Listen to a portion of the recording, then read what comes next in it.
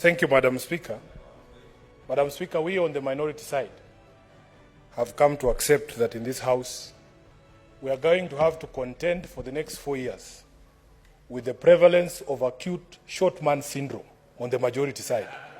Because there are two senators who are now becoming... Senator Sifuna, did you come to second the motion? Yes, I stand to second the motion. And you but keep I must to begin... the content of the second. Yes, allow me to lay a background. Don't describe characters. No, I have not described anyone. Physical characters. Madam Chair, what I want to request you, please don't engage in our brawls. Please, just sit and be a neutral referee. I have not named anyone. I have just said that we have come to accept that in this House we will have to be content with very serious acute short man syndrome by some people on the majority side. This is why every time we stand here, we are hardly ever given an opportunity to express our opinions in the manner in which we are supposed to. We have raised this objection and we shall not tire to put it on the record that in fact our interest here is to debate things soberly. But if the environment does not allow for us to debate soberly, we will act the way these short men want us to act. We will be short like them. Madam Speaker, you are not a short man. Why are you heckling? Stop heckling. Madam What's your Speaker, point of order, Senator Madago? Resume your seat, Senator pause my time. Sifuna. I'm not done. Madam Speaker, Madam Speaker, you have given guidance to this House on the debate. Is it in order for the Senator for Nairobi to keep referring that there is short man syndrome in the majority side? Madam Speaker, it is not in order. He should utilize the time to debate. And Madam Speaker, we are very patient, but we don't take kindly when honorable senators seem to be threatening the chair all the time. Madam Speaker, can this House debate? Senator Sifuna, you have been given time to prosecute. I am addressing the chair. The senator for Nairobi should simply support the motion and sit down instead of calling short man syndrome.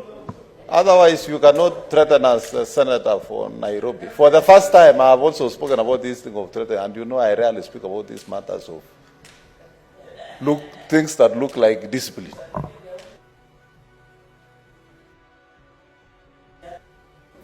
Madam Senator, Speaker, I hope you will take the wisdom of that objection from Senator Madago. Madam Speaker, I am not obliged to be lectured to listen to anyone. We have children. If you feel the need to lecture anyone, go home and lecture your children. I was not elected here to be lectured by anyone. Madam Speaker, let me proceed to second the motion. That is a fact. Madam Speaker, under Article 37, and I'm very happy this afternoon the person on the seat is a lawyer. Madam Speaker, because I will be speaking to you, I am happy to be speaking to a colleague in the profession, that under Article 37, we are all allowed to peacefully and unarmed participate in demonstrations, to picket, and to present petitions to public. Madam Speaker, we have the right to present petitions to public authorities. We in the opposition, because we are the primary exercisers of these rights, have gone a step further to go have this matter litigated so that the bounds of these particular rights can actually be delineated. We have prosecuted this matter before the High Court, Madam Speaker, and the High Court has very clearly spelled out, under the exercise of these rights, the responsibilities of the conveners of the maandamano and the responsibility of the police, Madam Speaker. Having complied with the requirements under the law, in fact, the law as it is right now under the Public Order Act, all that is required is a notification to the police that you will be holding these peaceful processions. Madam Speaker, indeed, the coalition called Azimio la Umoja did notify the Nairobi County Commander via writing a written letter that we would be undertaking this maandamano. It was also shocking to us, therefore, Madam Speaker, to hear the police in Nairobi declaring that the planned procession by Azimio was unlawful. And we, because we understand that under the protection of the Constitution, we do not need anybody's permission, we said we would proceed anyway. And that is exactly what we did, Madam Speaker. I was in the company of my colleagues here when we set out from these premises to KICC, which, by the way, Madam Speaker, is an extension of Parliament because that's where our offices are as senators in this republic. We were surprised to meet the OCS of the KICC, and without any reason, excuse, he just decided to tear gas members of Parliament.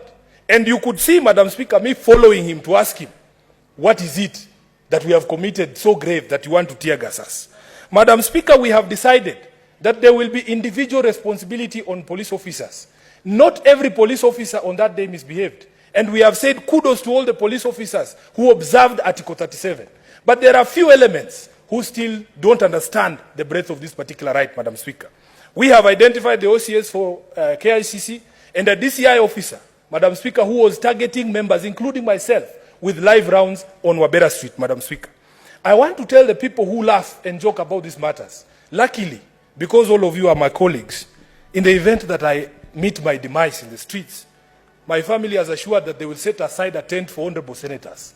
You might laugh and joke about these things, but you are the ones who will still come to bury me, and I'm sure you will do it gladly. Madam Speaker, I wish I had time to print out an image of a child called Master Lewis Musera, who was hit on the head in Makadara by a tear gas canister. These things people laugh and say, oh, it's just a tear gas canister. That projectile, Madam Speaker, if it is fired directly at you, from the distance at which I'm speaking to you, Madam Speaker, be assured there will be a funeral in your home area. I can assure you. So what are we doing as the leaders of the Azimio? Madam Speaker, we have seen, even in the past, there have been people who have confessed to infiltrating this opposition maandamano and committing nefarious crimes, including people who bring old cars and burn them and say, oh, these are members of ODM. But we are going to be ever vigilant. In fact, Madam Speaker, we have said, we will not tolerate anybody calling themselves a police officer in civilian on Monday and on Thursday next week. Because that is how thugs are coming in within us, then they are harming people. Madam Speaker, what we want to do is to make sure that we exercise our rights. Senator Sifuna, your time is up. My mic is still on. So,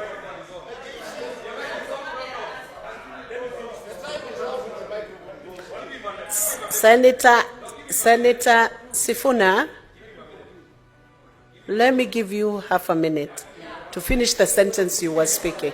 Madam Speaker, we have had some very dangerous pronouncements from some of the colleagues in the political circles, talking about final solutions to certain people who they consider to be problems. I am a student of history, Madam Speaker, as you are as well. You remember the question of a final solution of the Jews in Europe.